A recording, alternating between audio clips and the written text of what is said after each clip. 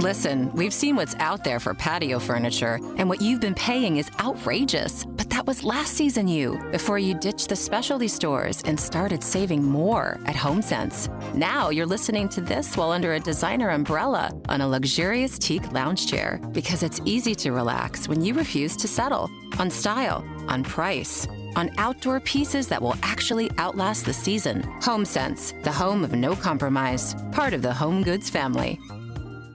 With Plan B emergency contraception, we're in control of our future. It's backup birth control you take after unprotected sex that helps prevent pregnancy before it starts. It works by temporarily delaying ovulation, and it won't impact your future fertility. Plan B is available in all 50 U.S. states at all major retailers near you, with no ID, prescription, or age requirement needed.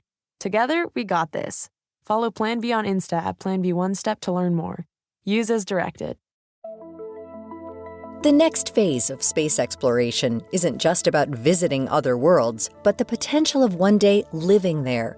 After Artemis II's successful mission to orbit the Moon, attention is shifting from short trips to long-term presence.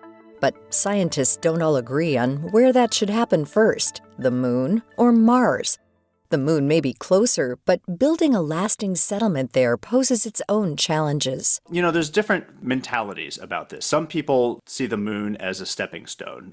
It is certainly easier to get to the Moon. It is easier to get back from the Moon if something goes wrong.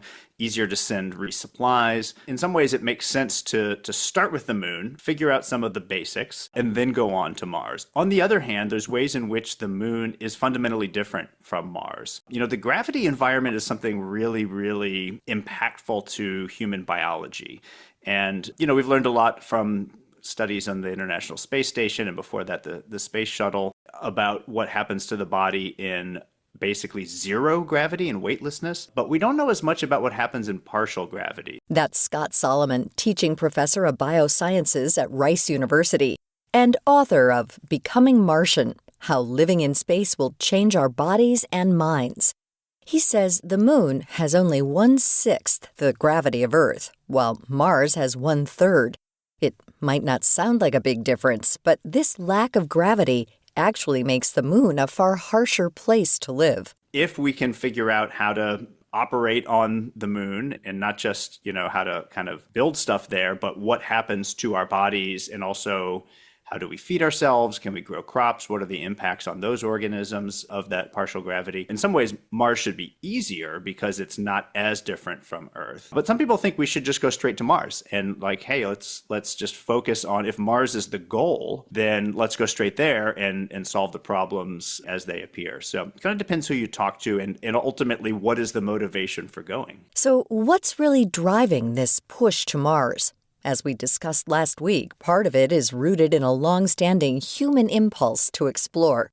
But Solomon says this motivation isn't purely philosophical. There are monetary motivations, too. So there are people that are motivated by the opportunity to make a profit, right? So there's the idea that there might be things that we could, you know, mine on the surfaces of either the Moon or Mars or beyond. The asteroid belt, which is, you know, just beyond Mars, is known to be very, very rich in rare earth elements. And a lot of these are the components of our technology, our smartphones and computer chips and all of that. So there's potentially money to be made. And once you're out in space in a lower gravity environment, it can be easier, in theory, to launch spacecraft, probes, whatever, to those places that have those valuable minerals, metals, elements. Then there's the obvious scientific curiosity.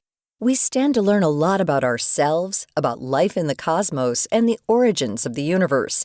But for Solomon, the most compelling motivation is the survival of the human species. If we are all confined to one planet, any sort of major disaster that would happen on Earth, whether it's self-inflicted like nuclear war or something external, something that we don't have control over, like a super volcano eruption or a major asteroid impact, right? That threatens to wipe us out and actually threatens potentially to wipe out all life on Earth. We know that mass extinctions have happened in the past, right? And so, you know, if you're confined to one planet, you are more vulnerable. So that might be something that is still far off in the future, but some people think that that's something we need to be actively working on so that when the time comes, we don't have all our eggs on one planet. What will actually happen to us from an evolutionary perspective if we build settlements in a radically new environment like the Moon or Mars?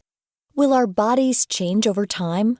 Solomon believes that natural selection will play a factor from generation to generation. That's not a very pleasant process, right? Like when we talk about adaptation, we sort of gloss over the individuals that don't make it and don't pass on their genes to the next generation. So there's a lot of death and suffering that goes into the process of evolution by natural selection. I think if we are deciding that we need to be living elsewhere, we need to live on Mars for whatever the motivation is, then, we have the technology now to manipulate our biology, to manipulate our genes and our physiology in particular ways that could alleviate some of that death and suffering and could help to facilitate the process of adaptation in future generations. So yeah, there are biologists that are actively working on trying to think through, like, how could we do this? What manipulations could we do? There are a lot of ethical questions to consider that can't be overlooked. Even though humans have the technology, there's still a lot we don't know. We don't know if there are any negative effects of making those changes, right? So we need to make sure it's safe and effective and doesn't cause any unintended consequences. So, and then we need to think through all of the downstream consequences. If we make these changes, what does that mean? Like, we are manipulating our evolutionary future, and who gets to make those choices, right? Under what circumstances?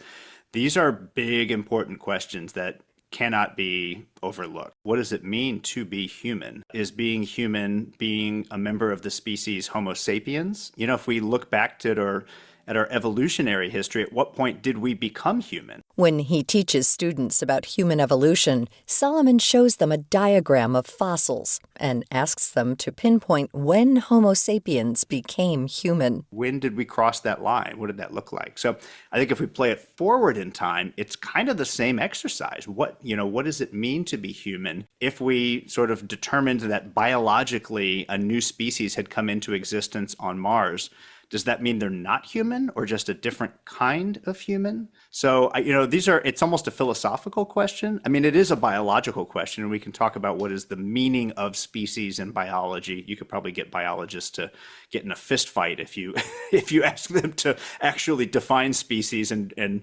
agree on how you draw the line between them. But I think it's more than biological, right? It's really like at the heart of who we are. These questions shift the conversation from where we can go to what it means to go at all. Building a settlement in space isn't just a technical challenge. It's also a decision about how far we're willing to change as humans in order to live and exist in this environment. Solomon's book, Dark Star, A New History of the Space Shuttle, is available now online and in select bookstores.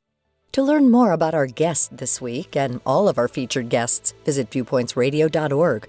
For more behind the scenes and to support our show, follow us at Viewpoints Radio on Instagram, X, and Facebook. This segment was written and produced by Polly Hansen. Our executive producer is Amira Zaveri. Our studio manager is Jay Silvers. I'm Marty Peterson. America's privately owned freight railroads keep the nation on track, investing $23 billion a year, 6 times more than the average manufacturer, to deliver safe, reliable service. That's how railroads move 59 tons of goods for every American each year and help their customers grow. Railroads do all this while offering some of the safest, best-paying jobs in the country, supporting families and driving the economy forward. Learn more at aar.org/America's Engine. Sometimes you just need a fresh start, and nothing feels fresher than 4 new tires. Right now, buy 3 select tires and get 1 for $1 during the Buick Certified Service Fresh Start Tire Event. Tap now or visit buick.com/service offers to learn more. Ever walk past a place for rent and wish you could just take a peek inside? Maybe even explore the layout. Envision the natural light streaming through the windows. Or plan where your vinyl record collection would go. At Apartments.com, you can. With tools like their 3D virtual tours, you can see the exact unit you could be living in. Really envision yourself in your new home with Apartments.com, the place to find a place.